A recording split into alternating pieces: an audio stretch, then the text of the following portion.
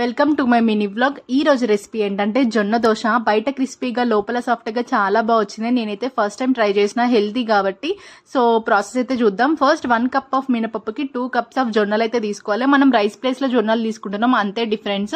అందులోనే కొద్దిగా మెంతులు వేసుకొని బాగా వాష్ చేసుకోవాలి 3-4 టైమ్స్. ఆ తర్వాత నానబెట్టడానికి పక్కన పెట్టుకోవాలి. ఒక 8 అవర్స్ అయితే నానాలి. మన రైస్ కంటే కొంచెం జొన్నలు హార్డ్గా ఉంటాయి కాబట్టి ఎక్కువ టైం అయితే పడుతుంది. మిక్సీకి వేసుకోవాలి. ఆ తర్వాత కొద్దిగా కడుక్కొని పొట్టు కొద్దిగా పోయిన తర్వాత మిక్సీకి వేసుకోవాలి. మిక్సీ కూడా కొంచెం మనకు టైమే పడుతుంది జొన్నలు కాబట్టి.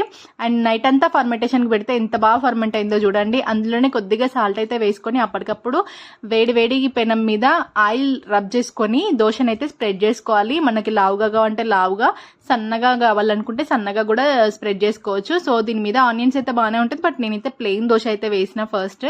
అండ్ చాలా బాగా వచ్చింది దోశ అయితే. సేమ్ మనం రైస్తో ఎట్లా చేస్తామో అట్లనే ఉంది, బట్ హెల్తీ కాబట్టి మీరు కూడా ట్రై చేయండి.